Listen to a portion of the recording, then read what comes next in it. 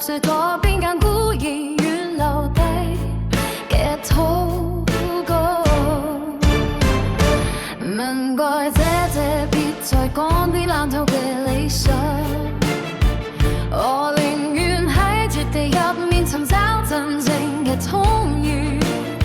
所有榮辱喺呢一刻根本沒乜盡量，邊個仲能夠講清楚呢個偽善嘅劇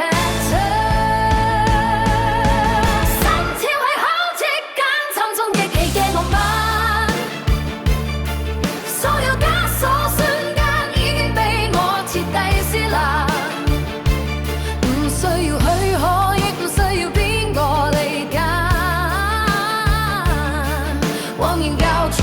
喺呢個無奈嘅孤島之間，撞碎你塊浮華現實門外嘅屏障，海水喺日頭已經開始無限擴張，脈搏喺血液燃燒到極其漫長，我根本唔需要邊個給我獎賞，就算跌入泥沼都要繼續倔強，靈魂喺呢個荒野依然保持暖涼，就算跌入泥沼都要繼續倔強。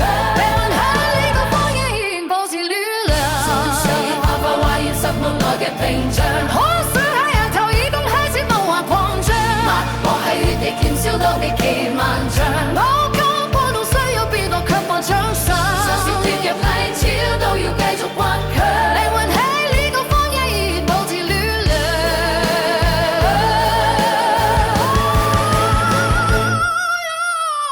腳斷終於散場，連帶着滿身嘅淒涼。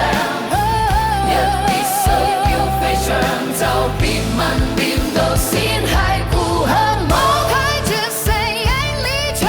所謂嘅命運，勝負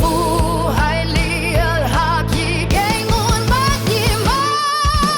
撞碎呢塊破壞現實門外嘅屏障，海水喺額頭已經開始無限擴張，脈搏喺血液燃燒到極其漫長，我根本唔需要邊個給我獎賞，就算跌入泥沼都要繼續倔強，靈魂喺一個荒野依然保持暖涼，到底邊個先係真正執迷不悟嘅所謂強者？喺呢場沒完沒了嘅遊戲入面，我睇見所有人戴緊同樣嘅面具，行過呢條霧中添嘅荒蕪長路，我唔會停低，我亦唔會哀求，由盡呢陣享受徹底埋沒我嘅過去，別再試探。